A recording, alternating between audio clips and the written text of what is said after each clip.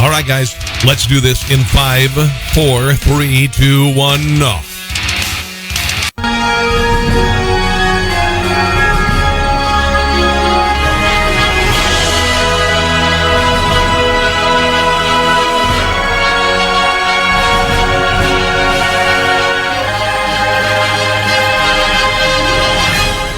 Hello and welcome to What in the World is Going On with Rob Carson.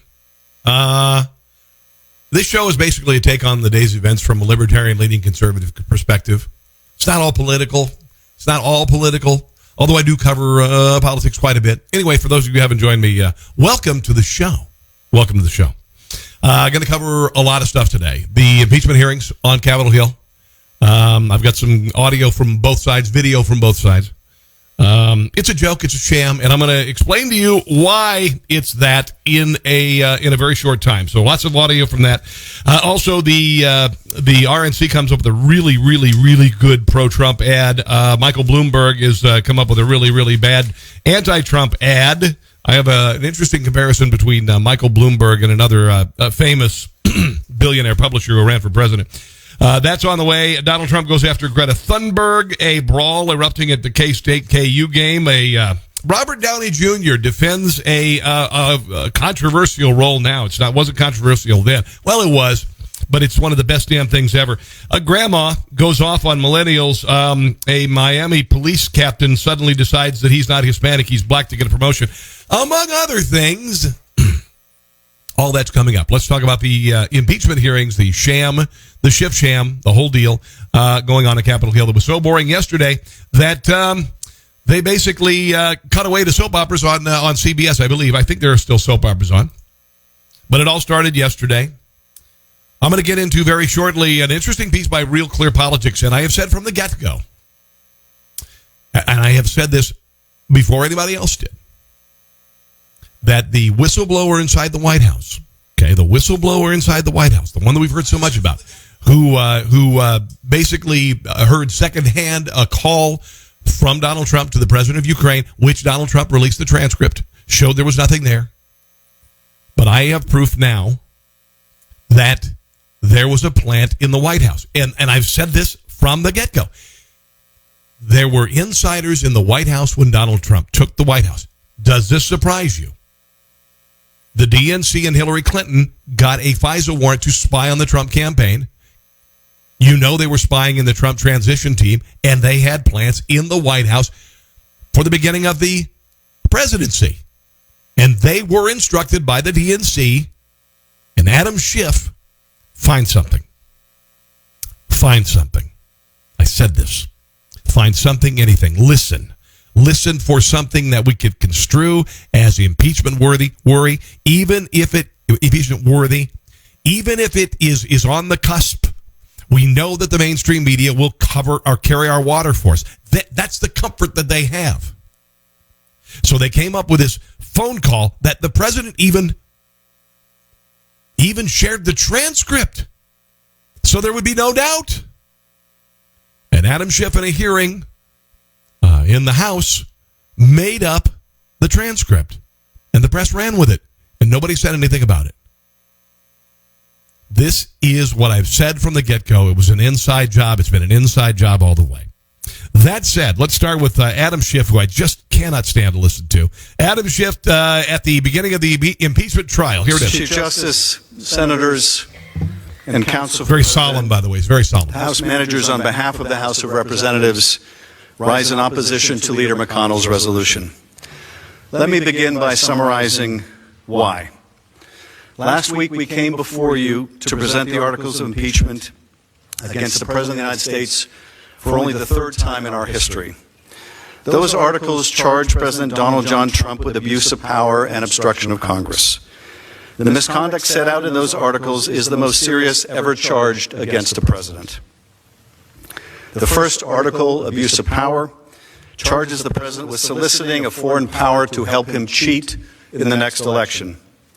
Moreover, it alleges, and we will prove, that he sought to coerce Ukraine into helping him cheat by withholding official acts, two official acts, a meeting that the new president of Ukraine desperately sought with President Trump at the White House to show the... By the way, the president of Ukraine said none of this happened. There was never a quid pro quo.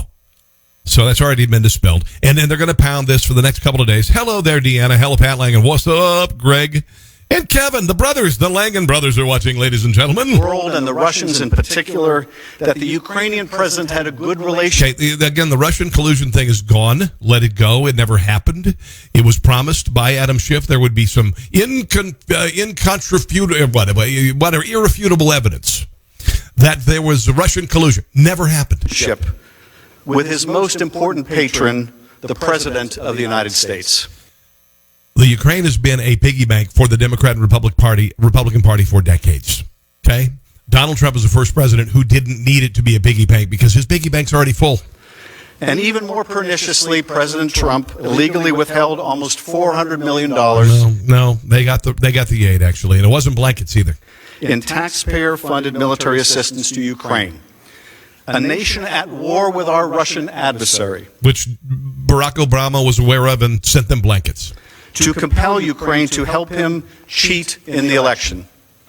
Astonishingly, the President's trial brief filed yesterday contends that even if this conduct is proved, that there is nothing that the House or this Senate may do about it. It is the President's apparent belief that under Article 2 he can do anything he wants, no matter how corrupt. Okay, again, he's making this up out of whole cloth, and I really can't stand to listen to the bastard any longer, to be quite honest. So, bye-bye, Adam Schiff. Bye-bye, Adam Schiff. I'll see you later. Bye-bye. Bye-bye, pencil neck. Hold on. Here you go. Bye-bye. Bye-bye, pencil neck. There you go. Bye-bye. This is what we're going to hear for the next couple of days. We're going to hear that and we've heard this before, none of this is true. None of this is true. There was no foreign aid that was ever withheld. The president of Ukraine has already said that nothing happened like this. Nothing happened. Lead counsel Pat Cipollone, White House counsel. Here he is starting the day off talking about the president's defense. Thank you, Mr. Chief Justice. I just want to make a couple of additional points. Yes, sir. It's very difficult to sit there and listen to Mr. Schiff tell the tale that he voice just drives you nuts. Let's remember how we all got here. They made false allegations about a telephone call.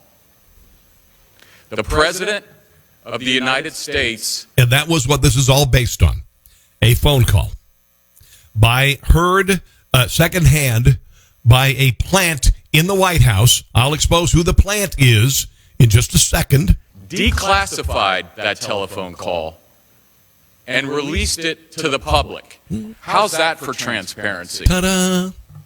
When you look at these articles of impeachment, they're not only ridiculous, they are dangerous to our republic. And why? Because they usurp the will of the people. When the people duly elected the president, and they looked for something to get him out of office, anything to overturn an election. Donald Trump's not the one trying to overturn an election. The Democrats are trying to overturn the next one. First of all, the notion that invoking your constitutional rights to protect the executive branch, that's been done by just about every president since George Washington, that is obstruction. That is our patriotic duty, Mr. Schiff, particularly when confronted with a wholesale trampling of constitutional rights that I'm unfamiliar with in this country. Frankly, it's the kind of thing that our State Department would criticize if we see it in foreign countries.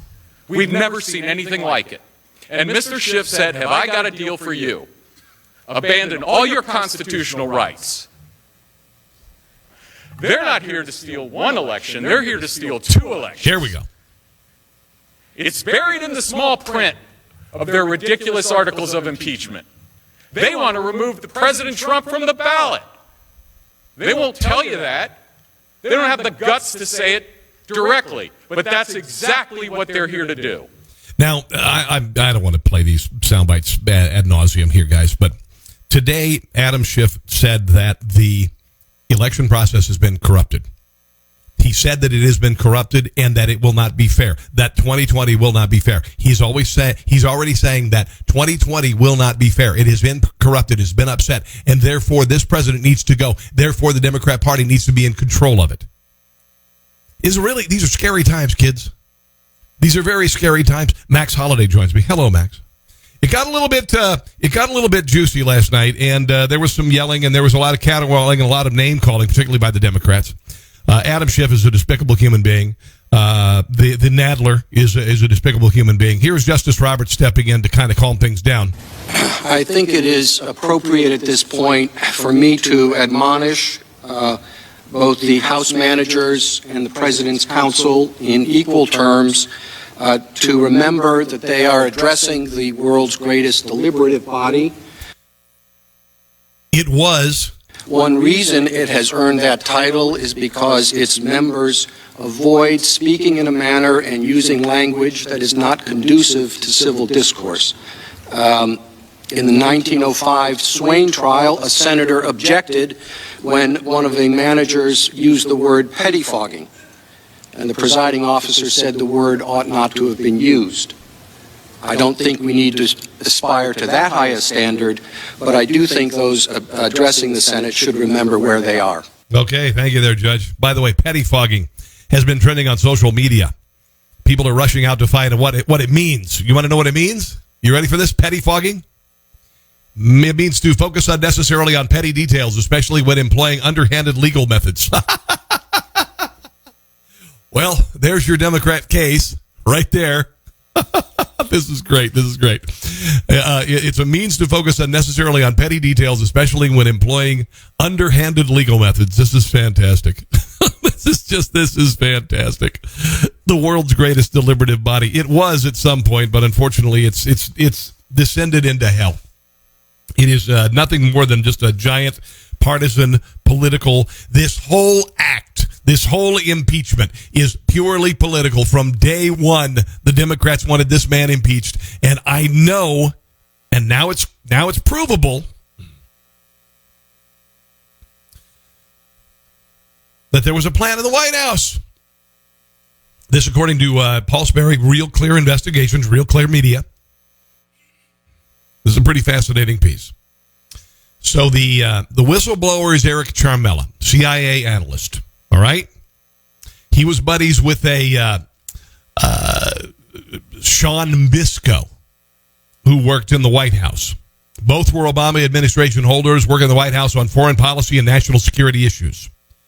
And both expressed anger over Trump's new America First foreign policy, a sea change from President Obama's approach to international affairs, which involved bending over.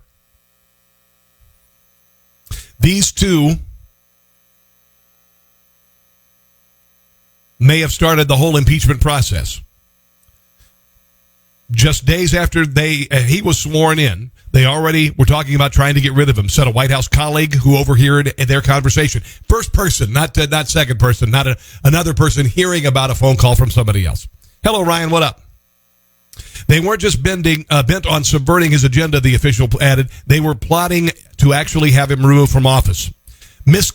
Sean Misko, left the White House last summer to join impeachment manager Adam Schiff's committee, leaving Eric Charmella, where sources say he offered guidance to the whistleblower who had been officially unidentified only as an intelligence officer in a complaint Donald Trump filed under whistleblower laws. So, here's the deal. Misko, Charmella, buddies, thick as thieves, already talking about days after the president being sworn in, wanted to get rid of him. That's when Misko leaves, jumps on Adam Schiff's committee, and offered guidance to the whistleblower. What did I just say? I said there was a plan in the White House. So here's the deal. Eric Charmella stayed there. He was the plant, and he took directions from this guy, Sean Misko, in Adam Schiff's committee at the behest of Adam Schiff. I said it. Hello, Richard Middleton. Misko then helped to run the impeachment inquiry based on that complaint as a top investigator for congressional Democrats. So he was getting marching orders. Charmella was getting marching orders from Adam Schiff and this little toady, Sean Misko. The coordination between the official believed to be the whistleblower and a key Democrat staffer, details of which are disclosed here for the first time, undercuts the narrative that impeachment developed spontaneously out of the patriotism of an apolitical civil servant. Not that. Carmelo and Misko, close friends and Democrats, held over the Obama administration discussing how to take out or remove the president. These co-workers said the president's controversial Ukraine phone call in 2019 provided pretext they and their Democrat allies had been looking for. They had been looking for. They didn't like his policies, another former White House official said. They had a political vendetta against him from day one. Democrats have based their impeachment case on the whistleblower complaint, even though the president released the context of the phone call, and this is expanded as they've tried to gather more and more and more. They said it was a slam dunk case when it entered the Senate. Now they want to add witnesses that weren't there in the House case because there were no witnesses. There were no fact witnesses in the House case, and it was a partisan vote that sent the impeachment inquiry, or the impeachment vote, to the Senate, to the trial. Democrats based their impeachment on that, saying that Donald Trump had demanded that the Ukraine leader offer information about Joe Biden and his son. Democrats have insisted on keeping the identity of the whistleblower secret, citing concern for his safety, while arguing that his testimony no longer matters. Listen to this. Because other witnesses and documents have corroborated what he alleged in his complaint about the Ukraine call. So they're saying that the whole thing was based on the whistleblower, and now it's saying it doesn't matter because others have corroborated it, even though this was originally a secondhand phone call conversation. Turns out the CIA operative failed to report his contacts with Schiff's office to the intelligence community's inspector general, who fielded his whistleblower complaint. He withheld the information both in interviews with the inspector general, Michael Atkinson, and in writing, according to an impeachment committee investigators. The whistleblower form he filled out required him to disclose whether he had contacted other entities, including members of Congress. Okay? All right? He had contact Miska and this other guy, Carmela. They had contact with Schiff. They were as thick as thieves. Thick as thieves. Got a few more things I want to mention from this.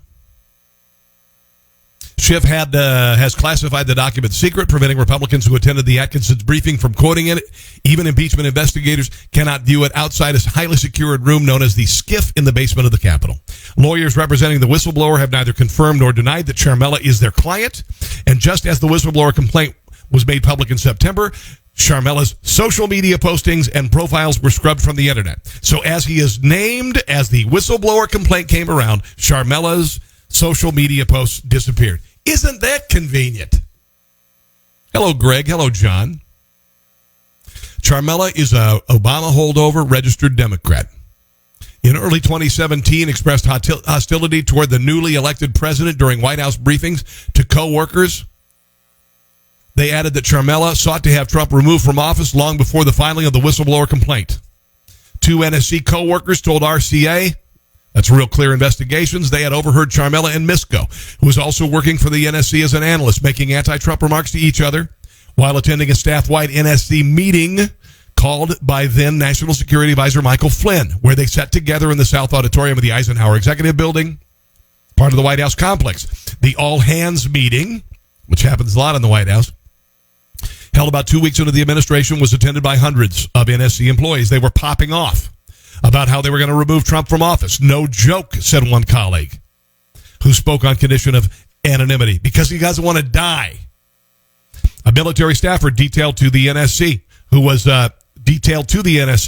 was seated directly in front of Carmela and Misko during the hearing, confirmed hearing them toppling Trump. Their private conversation, which the source said lasted about a minute. After Flynn briefed the staff about what the America First foreign policy meant, Carmela turned to Misko and said, "We need to take him out." Misko replied, "Yeah, we need to do everything we can to take out the president." They were triggered by Trump and Flynn's vision for the world. This was the first all-hands staff meeting when they got to see Trump's national security team, which put America first, by the way. He also overheard Carmela telling Misko, referring to Trump, "We can't let him enact this foreign policy." The co-workers didn't think much more about the incident. We just thought they were wacky. Little did we know. The February 2017 incident wasn't the only time the pair exhibited open hostility toward the president. During the following months, both were accused internally of leaking negative information about Trump to the media. Again, let me just refresh your memory. Charmella is the whistleblower. Charmella and Miska are great buddies. They're comrades, as it were.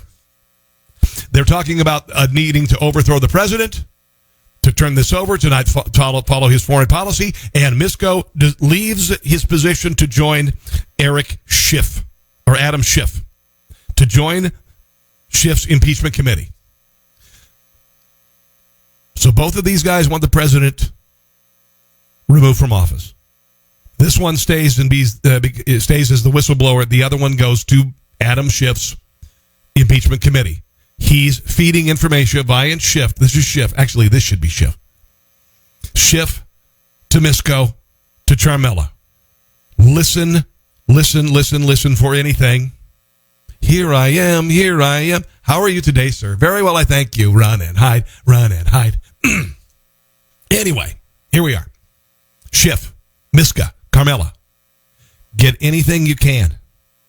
Find something. Hey, I heard about a phone call the president made to the president of Ukraine. Tell us about it. Well, I'll just say that the president said he'd withhold aid until the Bidens were investigated. That's fantastic. Let's run with it. Trump. By the way, here's the transcript. Okay. Oh, crap. There you go. Did I simplify it enough for you? Was that good? Okay. All right. A mutual ally in the National Security Council, who was one of the White House officials authorized to listen in on Trump's July 25th conversation with Ukraine's president, leaked it to Charmella the next day. Who was that? Who do you suppose leaked to Charmella an overheard phone call? Well, would you believe Ukraine-born Lieutenant Colonel Alexander Vindman, who testified before the House? He was the guy who was listening in on the conversation, one of the people listening in on the conversation, and he got in touch with Charmella, who got in touch with Miska, who got in touch with Schiff. Okay? We'll just call Vladimir the Vindman. Vladimir. Alexander Vindman. He's the pinky. He's a little pinky. Vindman leaked out what he heard to Charmella by phone that afternoon. The sources said their conversation, which lasted a few minutes. He described Trump's call as crazy, speculated that he had committed a criminal act. Neither reviewed the transcript of the call before the White House released it months later. Okay? NSC co-workers said that Vindman, like Charmella, openly expressed the disdain for Trump, whose foreign policy was often at odds with the recommendations of the interagency. These are all plants. These are Obama plants. Vindman served in the U.S. military, once received a reprimand from a superior officer for bad-mouthing and ridiculing America in front of Russian soldiers his unit was training with during a joint 2012 exercise in Germany. His commanding officer, Lieutenant Colonel Jim Hickman, complained that Vindman, then a major, was apologetic of American culture. That sounds familiar. That sounds like a former president. Laughed about Americans not being educated or worldly, and really talked up Obama and globalism to the point of it being uncomfortable. Vindman was a partisan Democrat at least as far back as 2012. Do not let the uniform fool you. He is political activism in uniform. Attempts to reach Vindman were unsuccessful. So here we go. Vindman, Charmella, Miska, and Schiff. Thick as thieves. President's over here.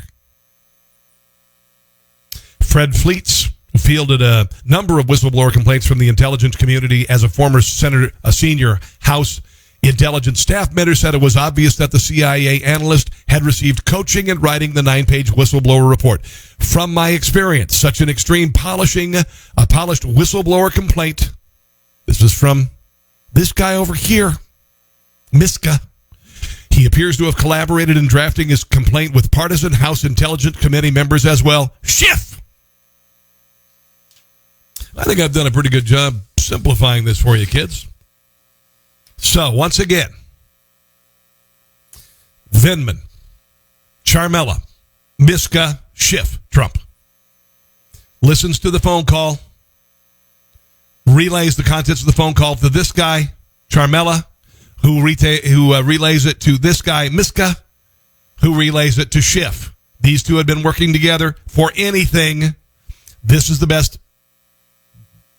these two guys could come up with. So they sent it to these two guys, and they ran with it. They're going to be talking about this for days. This show. They're going to be talking about it for days. Here's let's see. Here's Pencil Neck talking about how unfair the process has been so far.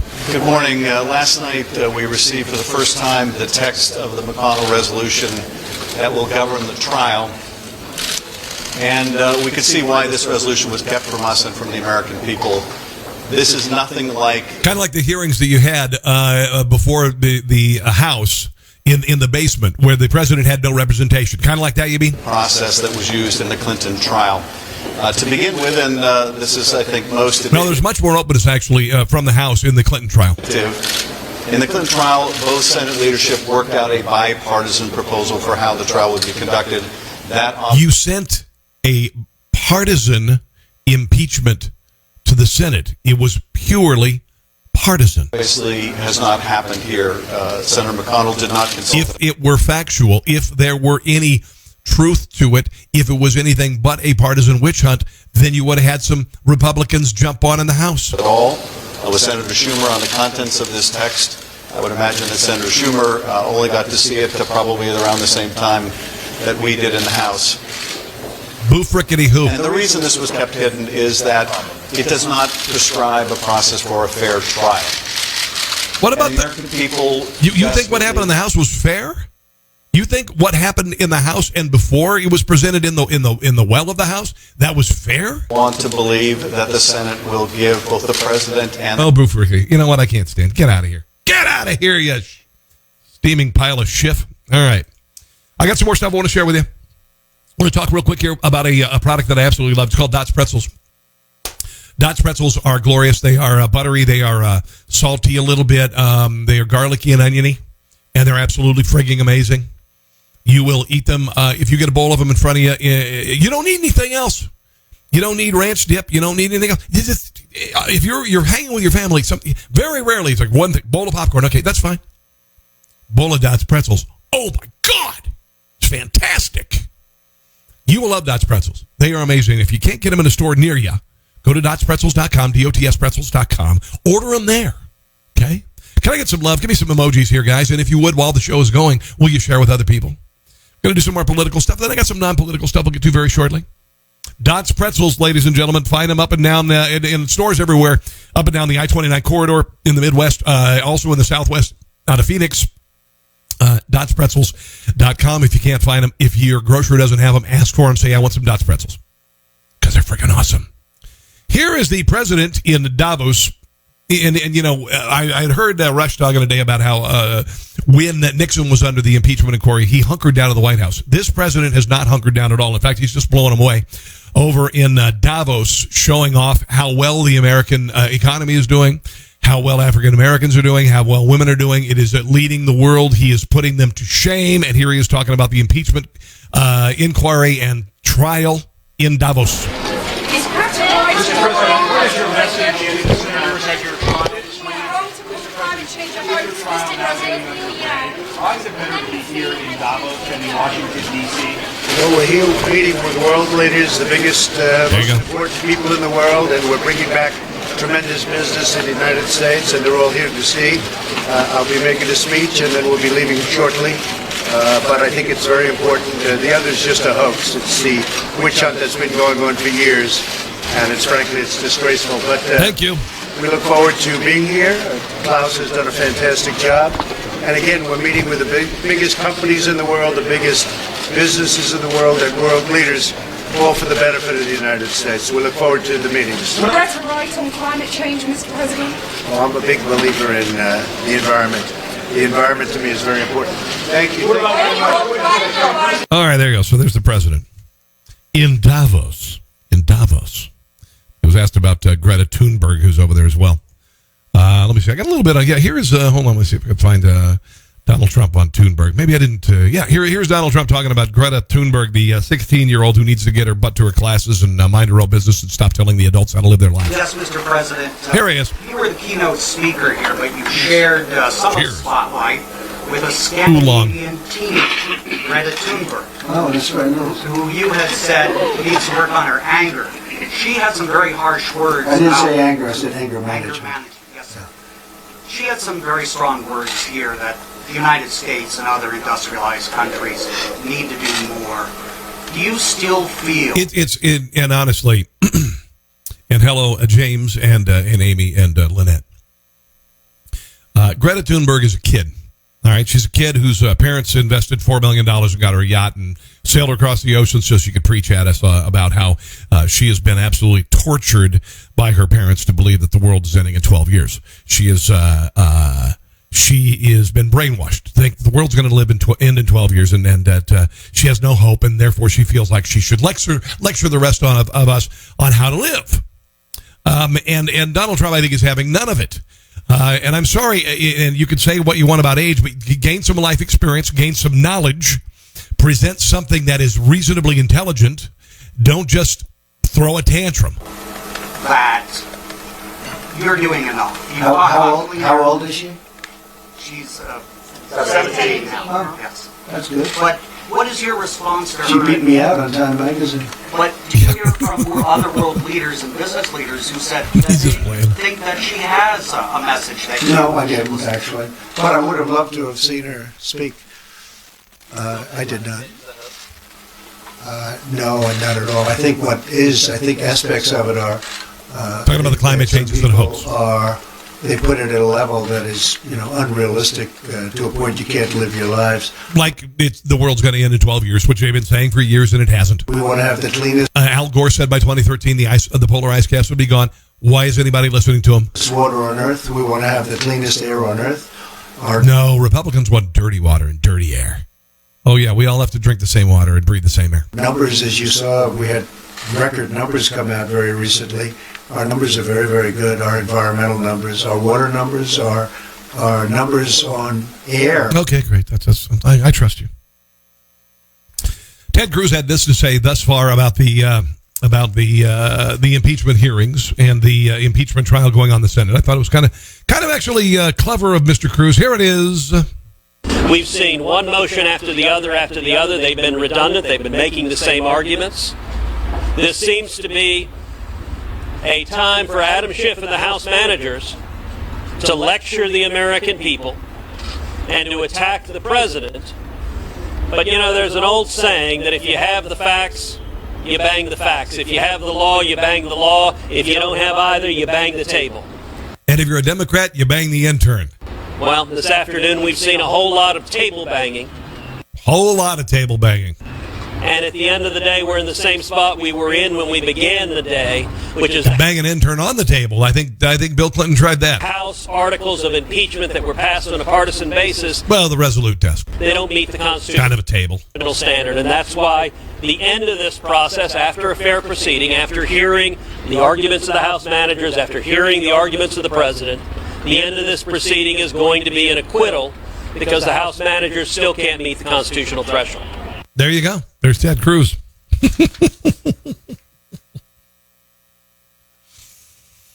Oh, this is kind of interesting. Hello, Monty and Lance. What's up? Elizabeth Warren has pledged to fill at least half of her cabinet with women and non-binary people. Okay. Quote, my administration will be committed to diversity and inclusion. On day one, she'll build a cabinet and senior leadership team that reflects the full diversity of America, including at least 50% of the cabinet positions filled by women. By the way, more than 50% of the population are women. I thought you should know. Women aren't a minority anymore. Yeah. And non-binary people. What are non-binary people? Well, non-binary people are individuals who do not identify exclusively as male or female and are part of a fast-growing transgender movement. They don't identify as men or women. I've seen a few. I was at Walmart the other day. There's a cashier there. I'm like, I didn't see the name tag, but I mean, there was no way really. And you kind of feel, and there's somebody at Taco Bell. No, McDonald's. There's a McDonald's. No idea. Could be this way. Could be that way. Non-binary. So what do you say? I'm like, hey, they. How you doing there, they? Hey, they. Could you give me a cup of coffee? They? Is that what you're supposed to say? If you can't tell, it's they. It's not he, she. You can't, because if you get it wrong, all hell's going to break loose, and you're going to lose your ass. So anyway, she apparently employed 31 women, 20 men in her Senate offices in D.C. and Massachusetts. And Forbes said that within the political arm of Warren's campaign, 4 out of 8 roles are filled by women on the organizing event. 7 of the 9 leaders are female, including the head of the team. 18 of 22 mobilizing members are women. 6 out of 9 communication staffers are female. The 4-person policy team appears to be the only key team where men outnumber the women, as only one of the members is female. What the hell? You think this much about it? How about you just get the most qualified people? Non-binary or otherwise. Unbelievable. They're so twisted up in identity politics, it doesn't make any sense anymore. Oh, everybody wants to be so inclusive. So inclusive. It's like, what the hell? What percentage of the population do you suppose is non-binary? I'm just saying. About 0.00003%, maybe. Not a big number. Not a big number. But you want to be inclusive. Now, if that's the case, you want to be inclusive, then you also need to consider bisexual vegan Eskimos. Okay, you're going to have to think about that, or lesbian, transgendered, disabled. Let me think of another one. Lesbian, disabled, transgendered,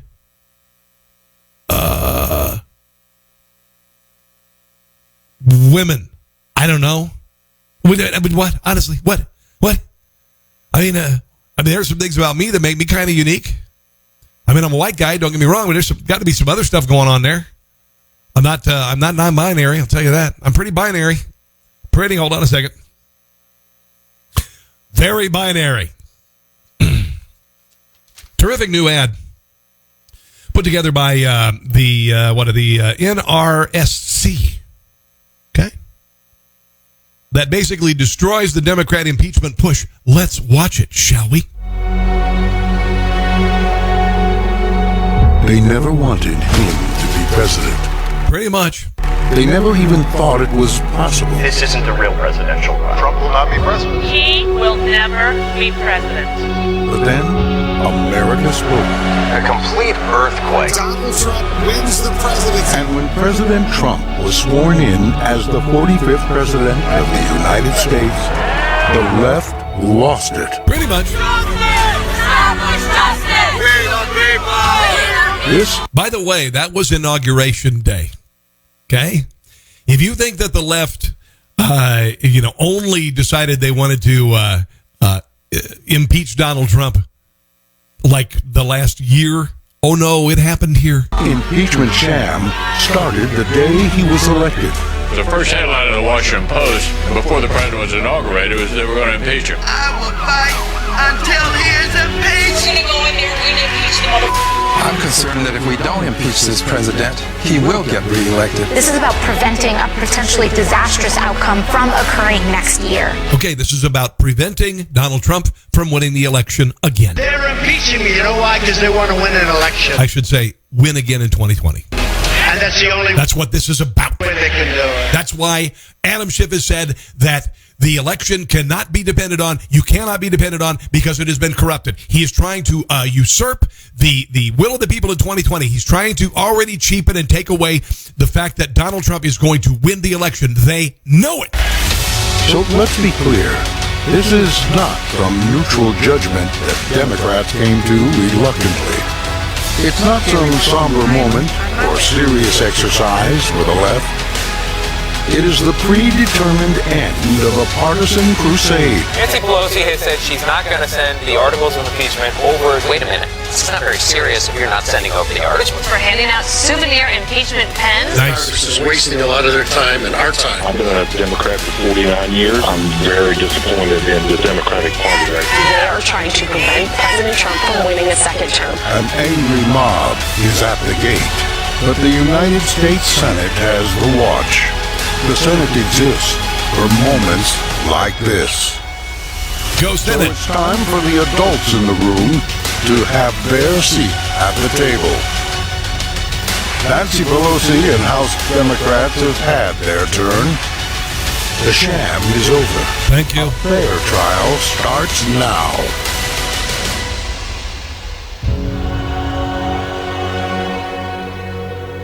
All right. That kind of kicked ass, didn't it? Yeah, kind of cool. But, of course, the Democrats are trying to control the Senate trial as well.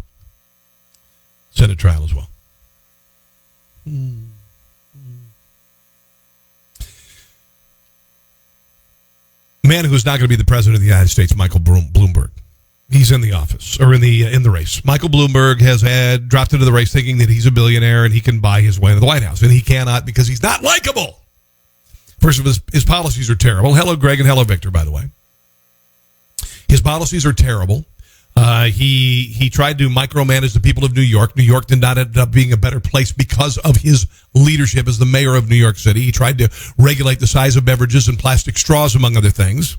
And restaurants using salt in their dishes, among other things. He's a weaselly little, well, there are words, but I won't say. Here is Michael Bloomberg talking about, and I don't know how he's going to do it, but how he's going to get Donald Trump out of the office. I am running to defeat Donald Trump. In 2016, I warned that Donald Trump was back it up. Now, listen, I want you, this is his official announcement. Okay, this is when he announced his candidacy for president. You know how many people were in the room? 45. In 2016, I warned that Donald Trump was a dangerous demagogue when the Republican Congress wouldn't hold him accountable. And what has he done to prove you right? I went to work helping run. I think the last time I checked, the lowest black unemployment numbers, lowest female unemployment numbers, the highest employment participation in the world. Got rid of the Paris Climate Accord, got rid of the Iran nuclear deal, got rid of NAFTA, signed a new trade deal with China. I could go on and on and on. The economy is rocking and rolling. What about that says he's a demagogue? A dangerous demagogue. In 21 House seats. It's time for the Senate to act and remove Trump from office. And if they won't do their jobs this November, you and I will. I'm Mike Bloomberg, and I approve this message. I got to hear that again. Check this out. Here, hold on. Here we go. Defeat Donald Trump. So his entire commercial is based on his big announcement in front of a room of 45 people. Don't you think that's kind of funny? I mean, this president goes out and 10,000 to 20,000 people are in the arena and another 30,000 are outside. I was in Dallas when Donald Trump, they were 20,000 people in the arena, 35,000 people outside. This guy gets a smattering of applause in essentially, I guess, a bingo, I don't know, maybe some sort of maybe a bingo night at the Elks Club on a bad night when it was snowing. I think that's about how many people showed up. There are more people at your average kid's Chuck E. Cheese birthday party than were at his big announcement for president. Oh yeah, and he's never effing going to be president ever. And I can say that because nobody likes him. He doesn't connect, and there's nothing, no amount of money can buy your way into the White House. It ain't gonna happen. Donald Trump spent 1/4 what Hillary Clinton spent, and it couldn't make America love her. But you know what? This isn't the first time that a publishing magnate, unlikable billionaire, decided that he'd run for president and failed. Now in complete control of the government of this state, I made no campaign promises because until a few weeks ago, I had no hope of being elected. Now, however, I have something more than a hope. Jim Geddes. At least he got a crowd. At least Orson Welles' Citizen Kane got a crowd instead of 45 people showing up at a bingo hall. Less than a chance. And unlike Michael Bloomberg, he has a personality and a sense of humor. Every straw vote. If he were going head to head with Michael Bloomberg for the president, Citizen Kane would kick his ass. Independent poll shows that I'll be elected. I think Hillary Clinton said the same thing. Now I think about this. All the polls that shows he was going to win were most probably in his publications. Bloomberg's publications have been instructed to have no negative stories about him. Oh, the parallels? I'm thinking we got some genius going here. The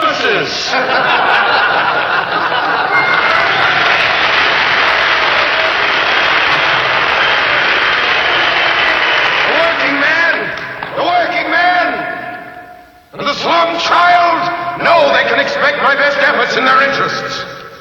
The decent, ordinary... He would so kick at Michael Bloomberg's ass. He would... Did Michael Bloomberg's... Did you see... Compared to Citizen Kane? Citizens know that I'll do everything in my power to protect the underprivileged, the underpaid, and the underfed. Of course, Citizen Kane... Is Pop governor yet? Not yet, Junior. Well, he was running for governor, I guess, yeah. But, it was very similar. Look at how charismatic that guy is. Oh, let me get that. Let me grab that piece again. Hold on. Let me grab Bloomberg here. Okay, hold on. Compared to hold on. Yeah, compared to where is it? Bloomberg ad. Compared to Citizen Kane. Here it is. Here's Citizen Kane we just heard versus Bloomberg. I am running to defeat Donald Trump. 45 people. In 2016, I warned that Donald Trump was a dangerous demagogue. When the Republican Congress wouldn't hold him accountable, I went to work. He is definitely no Charles Foster Kane. Winning campaigns in 21 House seats. It's time for the Senate to act. Here we go. Trump from office. We're going to kick his butt. If they won't do their jobs this November, you and I will. I'm Mike Bloomberg, and I approve this mess. Yes, and not even close to Charles Foster Kane. Mike, what's up? Samantha, hello. Donald Trump kind of went off on Joe Biden, Michael Bloomberg, and Hillary Clinton. This is in Davos. He's over there for the big international conference. He's kind of blowing them away. Here he is talking a little bit to. I guess this is what in CNBC talking a little bit about Uncle Joe and Hillary and Mr. Bloomberg. If there is a second term, do you have a preference for an opponent? I came up with the 3 Bs: Biden, Bernie, and Bloomberg. All very different. Yeah, Mini Mike is spending a lot of money. It's got no chance. Biden, Bernie, Bloomberg. What about Pocahontas? But he's got a tremendous... he used to be a friend of mine until I ran for politics, and then... he went a little off. You should see some of the nice things he said about me before I ran. I like the nicest. But he had to deal with Hillary Clinton that he was going to become Secretary of State. What? It's very simple. People know that. And it wasn't going to happen. It was going to go to Terry McAuliffe. So they were playing with Michael.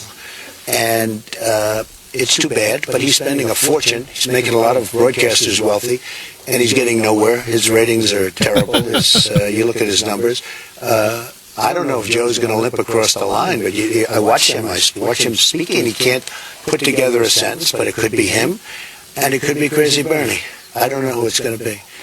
I don't know who it's going to be either, to be quite honest. But who do you think it's going to be? Bernie can't win. Warren can't win. Bloomberg ain't going to be the nominee. Hold on. I've got something I wanted to share with you. Hold on. Let me find it. Oh, the Democrat candidates. Here we go. Hold on. Okay, those are the ones who have dropped out. I got something here I want to share with you. Okay, here we go. These, hold on. This is not it. I've got a list of the candidates and their slogans. And I've actually got another list that's kind of funny that I want to share with you. Let me see if I can find this. Here we go. Okay, so here are the Democrat candidates and their slogans. Are you ready for it? Did you know that there is a candidate for president right now in the Democrat Party named Michael Bennett? Yeah, he's the governor, Colorado senator. He is running for president right now. I know, I didn't know either. His slogan is building opportunity together. Yes. If I could get some love on the emojis, show me who's listening, give me some love, give me some, all that. It'd be awesome. Joe Biden, of course, no current role. He would make history as the oldest person elected president. And his slogan is, our best days still lie ahead. Man, I'm glad they spent a lot of money on these positioning statements because they're genius. Mike Bloomberg, he will be 78 on Inauguration Day. And his slogan is, fighting for our future. Now, it's going to get very monochromatic here in just a second. I mean, as far as the slug line. So, fighting for our future there. Here we go. Pete Buttigieg, fresh start for America. Okay, all right. John Delaney, no current job, but he's running for president. Did you know that? He's running. He's a financial entrepreneur. And his is focus on the future. His is focus on the future. Wow. That is some genius stuff there. That doesn't it ring with you? It's almost as good as Yes, We Can. Tulsi Gabbard, she'll be 39 on Inauguration Day, currently a Hawaiian congressman. Hers is Lead with Love. Tulsi, Lead with Love? Lead with... I bet you North Korea's going, I do not want to mess with her. No, I mean, lead with love. She'll kick our asses. Lead with...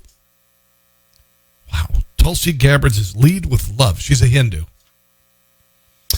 Amy Klobuchar, currently a Minnesota senator. Slogan is, let's get back to work. It's a little late for that, considering we have the highest employment participation, lowest black unemployment, lowest Hispanic unemployment, most women in the workforce, blah, blah, blah, blah, blah, lowest unemployment since 1969. So, yeah, that's kind of, Now, if you were to say, let's put people out of work, then it'd be perfect Democrat slogan. Deval Patrick, currently a managing director of Bain Capital. Deval Patrick, he's going to be 63, and he has no chance of winning. Would make history as no obvious claim and slogan to be announced. Slogan to be announced. I think that's actually sexier than on to the future. Bernie Sanders going to be 79 on Inauguration Day. He would make history as the oldest person elected president, the first Jewish president. The slogan is not me, us. Maybe it was, I don't know. Not me, us. It's not me, us. Okay. Tom Steyer, born into a wealthy family, educated at Phillips Exeter Academy, same as rival Andrew Yang, and Yale, then Stanford. Morgan Stanley, Goldman Sachs banker who founded his own hedge fund in 1986, made himself a billionaire. Investments included subprime lenders, private prisons, and coal mines, oddly enough. Would mark history as the richest Democrat president ever, and his slogan is actions speak louder than words. Okay. Hello, Henry. What's going on? Elizabeth Warren, going to be 71 on Inauguration Day. Massachusetts senator. Would make history as the first female president. And her slogan is, Warren has a plan for that. Warren has a plan for that. That's it. And then there's Andrew Yang. He's going to be 46. First Asian president. Humanity first. Humanity first is his slogan. Those are just...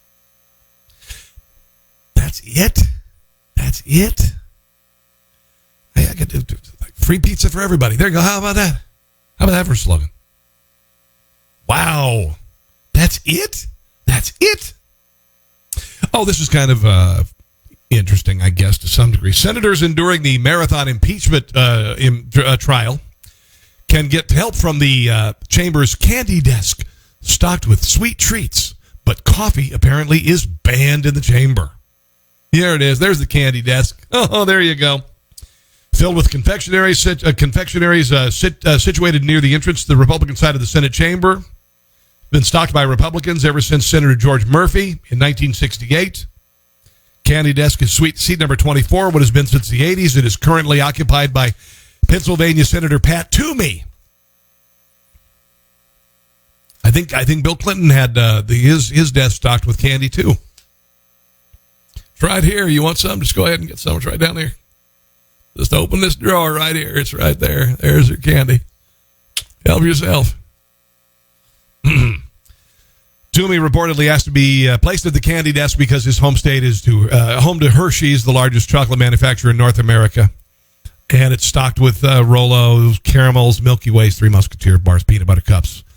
Goldenberg's peanut chews. Oh, God, I can't get enough of those. Never heard of them, actually. Never, ever. There it is. There's the handy desk. By the way, the only beverage that senators are allowed to drink in the chamber is milk. Milk, apparently, is the only thing allowed to be consumed in the chamber.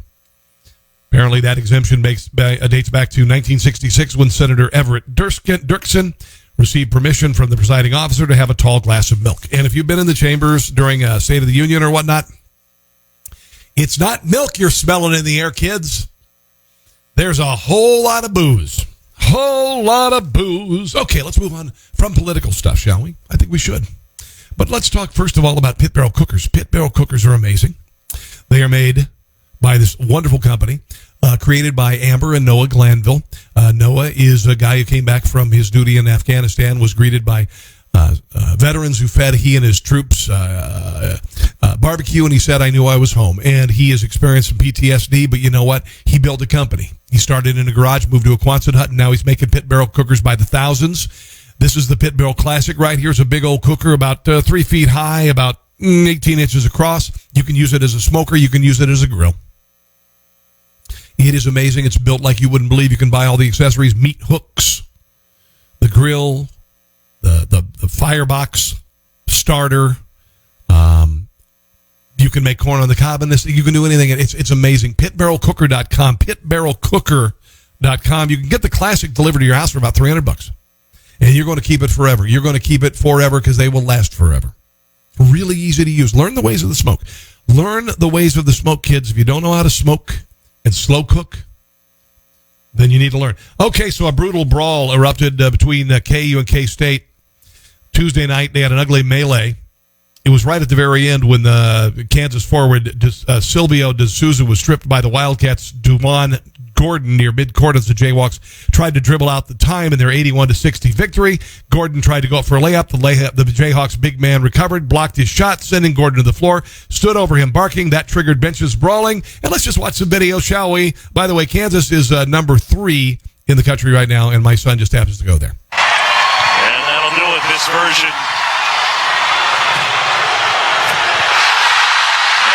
Here it comes. And the Sosa blocks it, and now the bench is empty. Just unnecessary. Yep. That's not good. This is bad. This is bad. This is no good. Oh, this is terrible. Now, I don't have an official. I don't have an official number, and I do believe that the punishments have been meted out. And they're pretty severe. Christian Vaughn is part of it. Devin Dotson. You don't need to know it. It's just a bunch of players fighting, and I wanted to share the video. This is kind of cool to watch them fight and stuff. So, this movie, have you seen it? It's called Tropic Thunder, and it came out 2008, and it starred Jack Black, Ben Stiller, Robert Downey Jr., and others, and it's freaking hilarious. It's absolutely hilarious. Oh, by the way, that is here. Hold on. Let me try this. Yeah. There. There you go. That's Robert Downey Jr. dressed as a black man. And of course, people call it blackface. It's not blackface. Blackface was a time when white actors were used instead of black actors, and they wore blackface to keep the black actors from working. Okay, that's not this. It never has been. And it was controversial when it came out, I remember, and I thought it was hilarious. He was on Joe Rogan's Joe Rogan Experience. And he said when Ben called and said, hey, I'm doing this thing, I think Sean Penn has passed on it, or something like that, possibly wisely. And I thought, yeah, I'll do that after Iron Man. And then I started thinking, this is a terrible idea. Wait a minute. Then I thought, wait, hold on, dude. Get real here. Where is your heart? And my heart is, I get to be black for a summer in my mind, so there's something in it for me. The other thing is I get to hold up to nature the insane, self-involved hypocrisy of artists and what they think they're allowed to do on occasion, just my opinion. Also Ben, who is a master artist and director, probably the closest thing to Charlie Chaplin that I've experienced, he knew exactly what the vision for this was, and he executed it. It was impossible to not have it be offensive an offensive nightmare of a movie. And 90% of my black friends are like, dude, that was great. Rogan said, what about the other 10%? Downey said, I can't disagree with them, but I know where my heart was. He has nothing to apologize for. It was fantastic, and it was a parody of race because this actor had been, this Australian actor that he was playing had been cast instead of a black man as, well, not instead of a black man. There was a black man on the cast who claims he was, but anyway, he was cast to play a black man, which was absolutely absurd on the face of it. And he played the part absurdly and brilliantly and magnificently, and it makes me want to watch the damn movie tonight because it's so freaking good. When host Rogan offered that you can't do blackface today, the actor responded in an interesting and necessary meditation on where is the pendulum, Downey said. Why is the pendulum right? Where is the pendulum maybe cutting a little into what could be perceived as heart in the right place, openness of its time? Blazing Saddles. My son would crap his pants if he saw that movie. He would say it's immediately racist because there are people in there who are non-black who use the N-word. It was a master class in satirizing racism and making fun of racism. Cleavon Little was genius in the movie. Gene Wilder was genius in the movie. Mel Brooks was genius in the movie. Downey, but again, I mean, there's a morality clause here on this planet. It's a big price to pay, and I think having a moral psychology is job one. So sometimes you just got to say, yeah, I effed up. Again, not in my defense, but Tropic Thunder was about how wrong that is, so I take exception. Whatever. He didn't have to apologize at all. He didn't have to apologize at all. And if you don't understand why this movie is magnificent satire, it is not blackface. It is an Australian actor being given the role as a black man and attempting very ham-handedly to become that character to the point that he this is fantastic, where he won't break, he's a method actor. He will not break character in any way, shape, or form. As far as he is concerned, he believes that he is a black man. Here is a scene where he is working with, talking to another one of the actors who were supposed to be filming this movie, Tropic Thunder, ended up getting in a real-life situation in Cambodia. Here is a brilliant scene from the movie where Robert Downey Jr. Refuses to admit, he's so much into the character, he refuses to admit that he's actually a white Australian dude. Revenue stream. For your information, my revenue stream currently generates $2 million a year in charitable contributions for my community. And why am I in this movie? Maybe I just knew I had to represent. Because they had one good part in for a black man, they gave it to Crocodile Dundee. Pump the brakes, kid. That man's a national treasure. Pump the brakes, kid. That man's a national treasure. Shrimp on your barbie. That shit ain't funny. Hey, fellas, it's hot. We're tired. It stinks. I'm fucking with you, Kangaroo Jack. I'm sorry, a dingo ate your baby. You know that's a true story. Lady lost the kid. You back to cross some fucking lines. Hey, relax. You know what? Fuck that, man. I'm sick of this koala hugging nigga. Tell me. What's this? What? For 400 years, that word has kept us down. What the fuck? Took a whole lot of time just to get up that hill. Now we up in the big leagues. Getting out there in the bed. Always did see me, baby. That's the theme song for the Jeffersons. You really need help. Yeah, just because the theme song don't make it not true. You know what? I'm gonna tell you what's true. I'm gonna tag you back. You better believe that, baby. Guys! Oh, it's so good. It's so good. And if you don't understand why that's good, then you need to take a deep breath and watch the damn movie, because it is absolutely genius. Genius movie. I might just watch it tonight. Speaking of which, this is kind of funny because, Elizabeth Warren for years claimed that she was a Native American. Was she at Harvard or Yale, whatever? Anyway, she claimed she was a Native American. It helped her out, no doubt, with regard to the university. In university, the director, she was one of the only Native American, whatever, on the staff, and she played it. She played the role, just like Robert Downey Jr. did.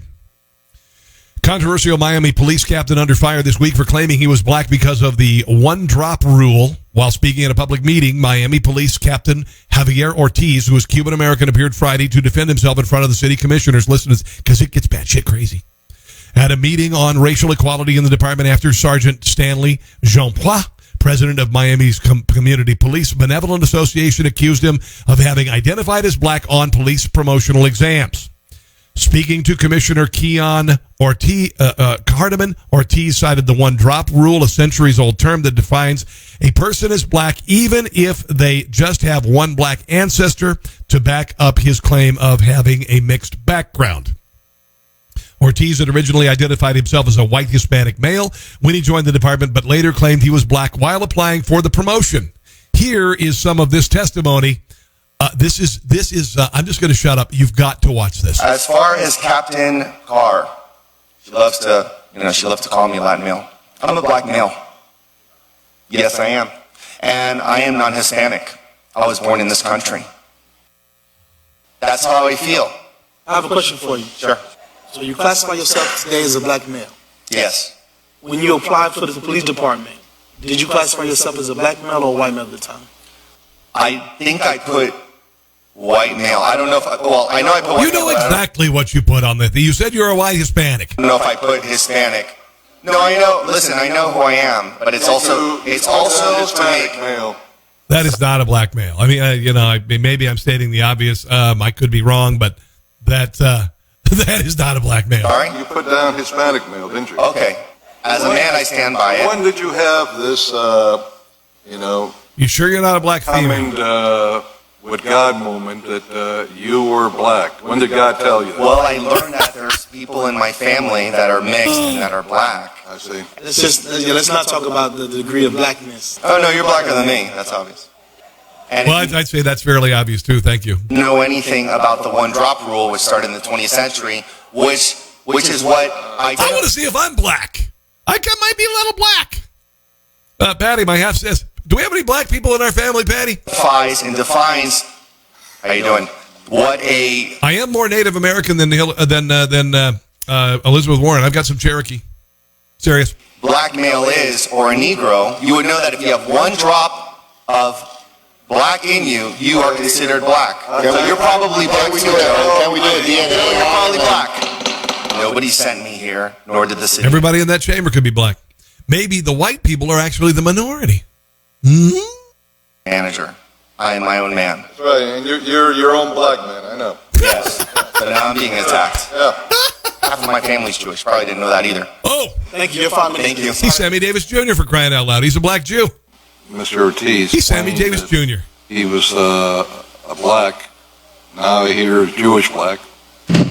I'm afraid maybe next month will be, a black Jewish woman. I don't know. Oh, that was fantastic. Bravo. That was absolutely perfect. I don't know, maybe next month he'll be a black Jewish woman. Love it. I love it. I got a couple more stories I want to share with you, okay? If you get a chance to, right up here, support me on Patreon, patreon.com. All you got to do is go there and just pledge $1 or $5, $10 a month, and I can do this full time because it's a pretty funny show. Pretty informative. I'm thinking I do a lot of hard work on this thing. And I think it's relatively funny. And it's a libertarian leading conservative show. Parker knows that. Parker. He watches Rib all the time. Thank you very much. Thank you for watching. Phil, Patty. Also, T-shirts and politically incorrect swag right up here. TEEpublic.com, conservatives. TEEpublic.com, conservatives. These are some Kansas City-centric designs. Of course, Hillary in 20 never. Really, 100 designs that were done with Sam Cangelosi and I. And we started developing these a couple of years ago, and there are over about 100 designs in there. You can put them on mugs, T-shirts, hoodies, onesies, phone cases, computer cases, laptops, whatever, stickers, all of it right there. TeePublic.com, conservatives. Go shopping, will you? Will you? Speaking of going shopping, CCTV footage of SM Diamond Center in North DeKalb, Georgia, in a mall, shows a woman who is disguised in dark sunglasses, wearing an oversized fur coat, scanning the jewelry and watches in the store. Now, this is not about a race thing. I just want you to watch the behavior of this person. white, black, purple, red, whatever. You're wearing dark glasses. You're wearing a big, whatever like this. Wouldn't you kind of go, do I really want to give this person a $5,000 Rolex? Got the glasses there. Oh, yeah, I'm just going to look at it here. Watch this. It's pretty funny. Well, that's very nice. Very nice. This is a very nice watch. Thank you very much. And I am out of here. There you go. Let's watch it again here. Watch it. It's a lovely watch. Yes. Oh, yes. It's very nice. Yeah, it's fantastic. And looking down here, kind of distracted a little bit. And I am out of here. Yeah, there you go. All right. She takes off. Well, they're still looking for her, apparently. Still looking for her. Store manager who seeks to remain anonymous said the thief came in alone, acted like she wanted to buy something for her boyfriend, tried it on. While she was trying it on, she wanted to try on another watch. He said no. You can only take them one out from the showcase at a time. She wanted two. She wanted to try on two. Apparently, she ran out and jumped into a parked Mitsubishi Eclipse Cross SUV. Well, there's a good chance they didn't make it very far then. So I would have checked about 3 blocks down. And where the Mitsubishi was, pulled over to the side, broken down. I don't sell Mitsubishis. I sell Toyotas. This is pretty funny. Couple more stories here. Millennials. I know that not every millennial is lazy. I'm a Gen Xer. When I was in my 20s, I was called a slacker. I was never a slacker. Never a slacker. Worked my ass off. Been working my ass off since I graduated from high school. Before high school, before junior high. I mean, I worked my arse off. So I was never a slacker, and I know there are a lot of kids who are millennials who are not slackers, but there are a lot of slackers. Kayla Ann of Dallas, Texas, shared a clip of her mother to YouTube last month. Grandma said grandparents are not automatically babysitters or daycare. She wasn't going to have it. Wasn't going to have anything to do with just being taken for granted. Like a lot of, grandparents, you think, leave the, hey, let's call grandma. She'll want to spend the time with the grandkids. Well, not always. Maybe grandma wants to have a little bit of fun. Here's grandma's epic rant. Thoughts like that, because y'all so. What grandparents supposed to do? Let me tell you. The new generation, y'all millennials, y'all got it all. The reason why is because because I became a grandparent does not automatically make me the babysitter or a daycare. Grandparents, true grandparents, they're supposed to raise their children right to where when y'all start having kids, y'all can financially provide for your own children and love it. Secure their daycare so you can go to work, so you can go out, so you can do anything else. Grandparents, let me tell you what you got. No. True grandparents are supposed to be able to call for their grandkids. Y'all supposed to come over here. No, that's for the daddies. That's for the daddies. When the daddies ain't in the home, that's where they go for the daddies. They go to their daddies for the summer because y'all got a split custody. This how y'all got up. Grandparents are supposed to be able to come to your house and stay with you and visit with their grandkids. How about you both stay together, make babies, and stay together? How about that? You're supposed to be able to drop your kids off when the grandparents call for them and in their leisure time. Thank you. Grandparents are not supposed to be daycares. Everybody's time is valuable. We have our own life. We work very hard to get everybody out of the house. Thank you. Why would we want to raise your kids and keep your kids? That's out of order. We finally got to the first time in our lives since we were single that we can walk around the house naked. But black people, and what are you doing us now? Culture is so dysfunctional. That's why y'all think that grandparents is supposed to be keeping kids and raising kids. It don't go that way. Y'all got it messed up. So they're not going to step out there? And guess what?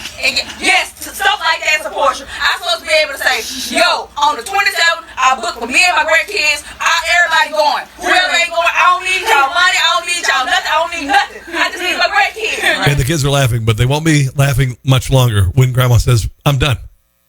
Find your own damn daycare. All right? If I want to call for my grandkids, you can bring them over. Yeah.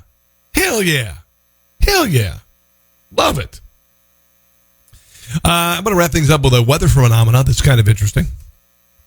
We had some weather here in Kansas City today. Had some sleet and some snow and whatever, We've never had foam, though. We've never had foam. Apparently in Mallorca, in Spain, they've been hit by huge waves, and basically been covered with foam. Could you imagine having this in your driveway?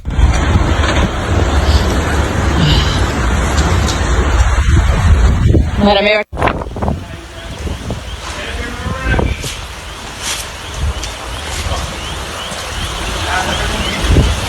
Yeah, could you give me the foam blower? Hey, buddy, can I borrow your foam blower? I need to do the driveway here. Seriously, what the hell do you do with this? What do you do with foam? Hello, I'm Chet Hartley here at Channel 9. And tonight we can expect 3 to 6 feet of foam in the Mallorca area. Slightly lower amounts of foam in the higher elevations and northwests of the city. There you go. That is a mess to clean up. Yeah. That is messed up. All right. Okay, that's about enough foam. Bye-bye, foam. Bye-bye, foam. Okay, it's time for me to go. I hope you enjoyed the show tonight. I want to thank Patty and Phil and Parker and all you guys for watching. If you would get a chance to share it on social media immediately, seriously, as soon as I'm done here, copy the link, go to the video, and click Facebook, post it on your timeline. That would be huge. Share it with other people. That would be huge. I think it's a pretty good looking show for a guy who just does it in his living room, or when it's actually in an office. So it's actually it's in a small dark room in the basement, and my wife keeps me locked in it most of the time. I get out to go to work. Help me.